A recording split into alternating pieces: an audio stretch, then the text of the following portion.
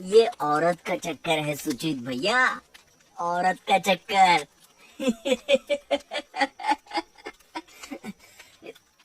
चुप!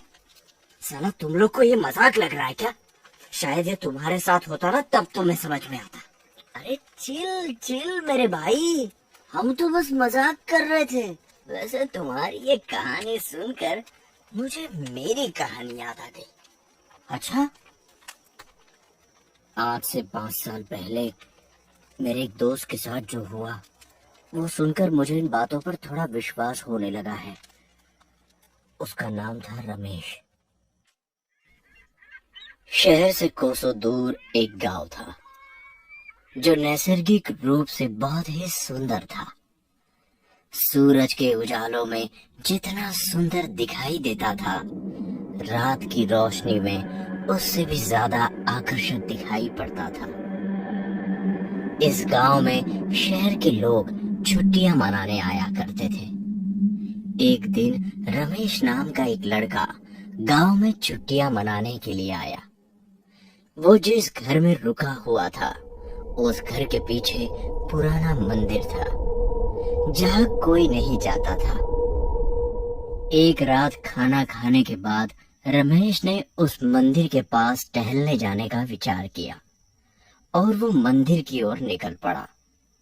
रमेश ने जैसा मंदिर के बारे में सुना था वैसा वो बिल्कुल डरावना नहीं था, बस पुराना हो जाने के कारण कुछ जगहों से टूट चुका था। रमेश मंदिर की ऊंची सीढ़ियां चढ़ने लगा। मंदिर की आखिरी सीढ़ी पर पहुंचते ही उसने देखा कि एक बूढ़ा आदमी लेटा हुआ है।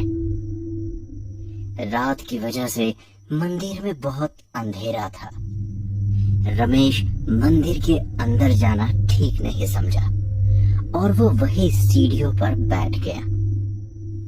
रमेश की आवाज सुनकर वो बूढ़ा आदमी धीरे धीरे उठने लगा और लड़खड़ाते हुए बैठ गया। वो बूढ़ा आदमी इतना कमजोर था कि ठीक से आंखें भी नहीं खोल पा रहा था। वो बूढ़ा आदमी ऐसे दिखाई पड़ता था कि मानो शरीर पर मांसपेशियां ना होकर सिर्फ हड्डियों का ढांचा हो।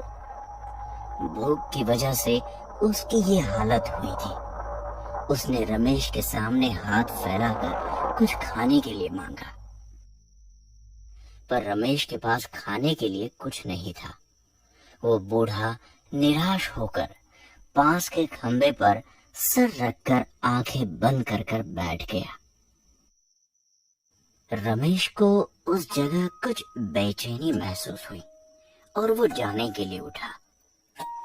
जैसे ही रमेश जाने के लिए उठा उतने में बूढ़े के मुंह से आवाज निकले,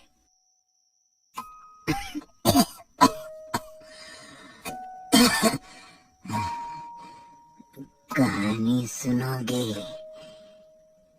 रमेश उस बूढ़े की हालत देखकर उसे मना नहीं कर पाया और फिर से सीढ़ियों पर बैठ गया। रमेश को फिर से बैठा देख बूढ़े ने कहानी शुरू की। वो रमेश की ओर झुका और बोलने लगा, इस गांव के बगल में एक गांव है। एक दिन उस गांव में मधु और रघु नाम के लड़के शहर में आए थे। दोनों ही रंगीले मिजाज के थे। जहां भी जाए शराब और शबाब के बिना उन्हें नींद नहीं आती थी। यहाँ भी ऐसा ही हुआ। गांव में आते ही शराब के ठेले पर चले गए। ठेले पर ज्यादा भीड़ नहीं थी। वो दोनों जाकर एक टेबल पर बैठ गए और सबसे महंगे वाली शराब मंगवाई। जैसे जैसे बोतल खाली हो रही थी वैसे वैसे शराब उनके दिमाग पर हावी हो रही थी। ए मधु, शराब ने तो अपना काम कर दिया। अब अगर रात को इंतजाम हो जाए तो मजा आ जाएगा। हाँ? रघु ने आखिरी बोतल खाली करते हुए कहा। सही कहा रघु, पर इस अनजान गांव में हमें लड़की देगा कौन? मधु ने निराश होकर कहा। अभी तक जो आदमी उन दोनों के पीछे बैठा था, उनकी सारी बातें सुनकर उनके टेबल पर आकर बैठ गया। बड़े बाल, बड़ी दाढ़ी थी उस आदमी की। बहुत परेशान दिख रहे ले मियाँ। अस्सलाम वालेकुम। अपन का नाम रावस है। मैं करता ना तुम्हारा रात का इंतजाम।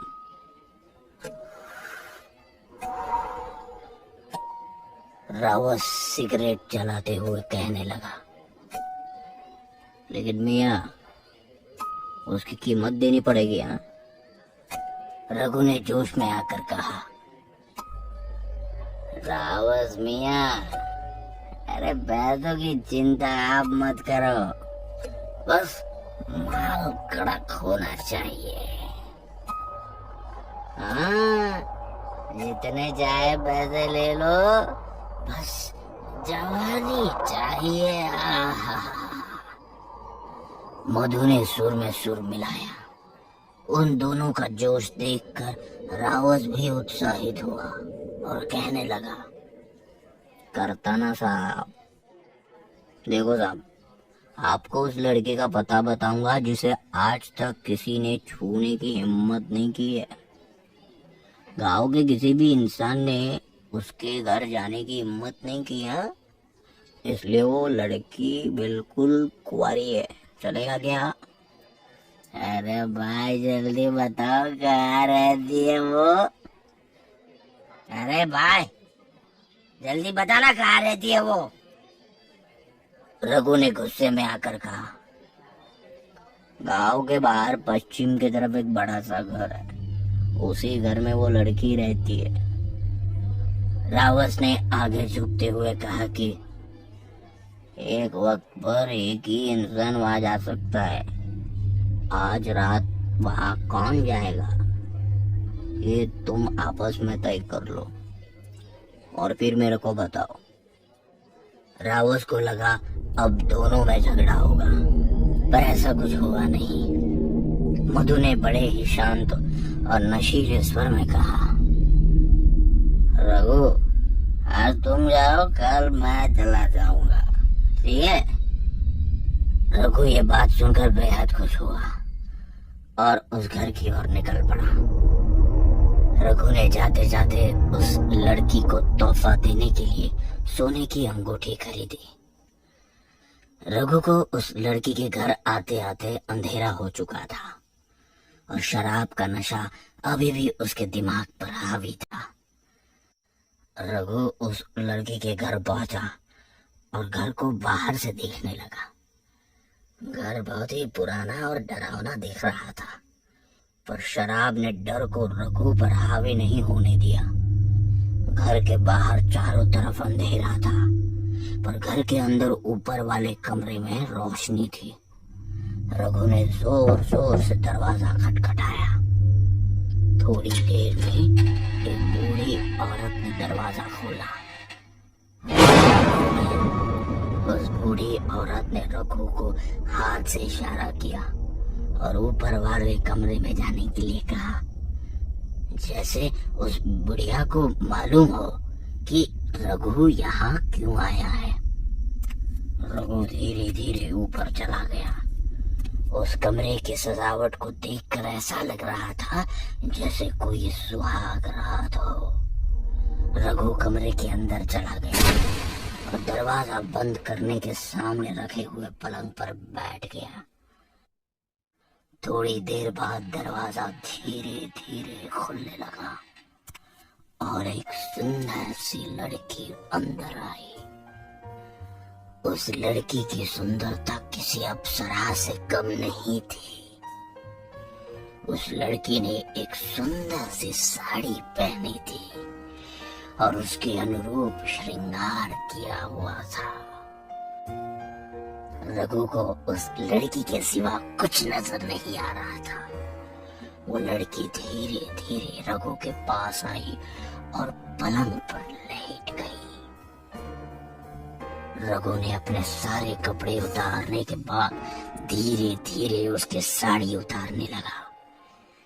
जैसे जैसे वो लड़की निर्वस्त्र हो रही थी, वैसे वैसे ही कमरे में अंधेरा हो रहा था।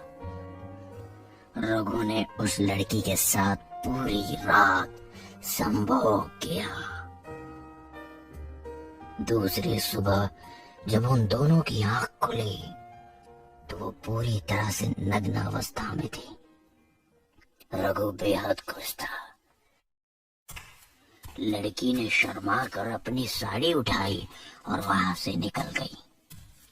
रघु ने अपने कपड़े पहने और बाहर जाने के लिए दरवाजे की ओर जाने लगा।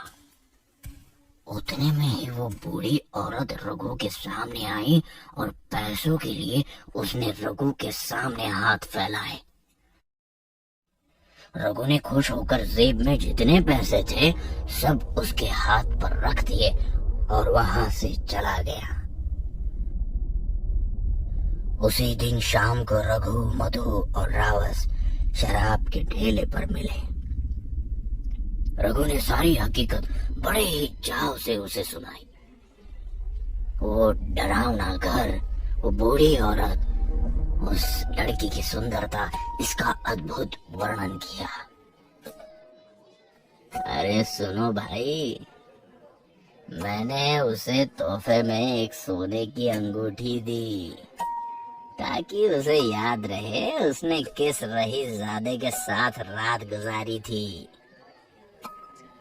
मधु उसकी सारी बातें बड़ी शांति से सुन रहा था। वो थोड़ा डरा हुआ था। उसने डर भगाने के लिए ढेर सारी शराब पी और उस लड़की के घर की ओर निकल गया। मधु ने जाते जाते रघु से बेहतर और महंगा तोहफा खरीदने के लिए सोचा। उसने सोने की चूड़ियां खरीदी और उस लड़की के घर चला गया। मधु के साथ भी वही हुआ जो रघु के साथ हुआ था। उसने भी सुबह को लड़की के हाथ में चूड़ियां पहनाई। मधु भी उस संभोग के स्वर्ग सुख से प्रभावित था। उसी खुशी में वो जाने के लिए निकला, तभी वो बूढ़ी औरत हमेशा की तरह पैसे मांगने आई। मधु ने अपने जेब से नोटों का बंडल निकाला और जैसे ही बूढ़ी औरत के हाथ में रखने गया, वो बुरी तरह से डर गया। उसका चेहरा पीला पड़ गया। उसने देखा कि अंगूठी और उसकी चूड़ियां उस बूढ़ी औरत ने पहनी थी। उसने पैसे वही फेंक दिए और जान बचाकर भाग गया। दौड़ता दौड़ता रघु के पास आ पहुंचा और उसे सारी हकीकत बताई। रघु की सांसें अटक गई और वो खून के उल्टे करके मर गया। देखिए, ये सब आपके जमाने की 70 साल पुरानी बातें हैं। अब इन सब बातों पर कौन विश्वास करेगा? रमेश ने संभलते हुए कहा। न जाने कहां से पर उस बूढ़े आदमी में ताकत आई और वो जोर से कहने लगा, ये कोई 70 साल पुरानी बात नहीं है। ये सिर्फ 10 दिन पुरानी बात है और मैं वही मधु हूँ।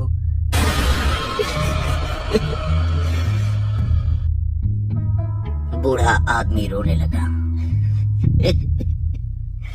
उस लड़की ने हमारा सारा यौवन अपने अंदर खींच लिया। उस दिन से मेरा सारा शरीर धीरे धीरे बूढ़ा होने लगा, जैसे कोई सांप मिला हो। वो हम जैसे के यौवन के सहारे अपने आप को जिंदा रखती है।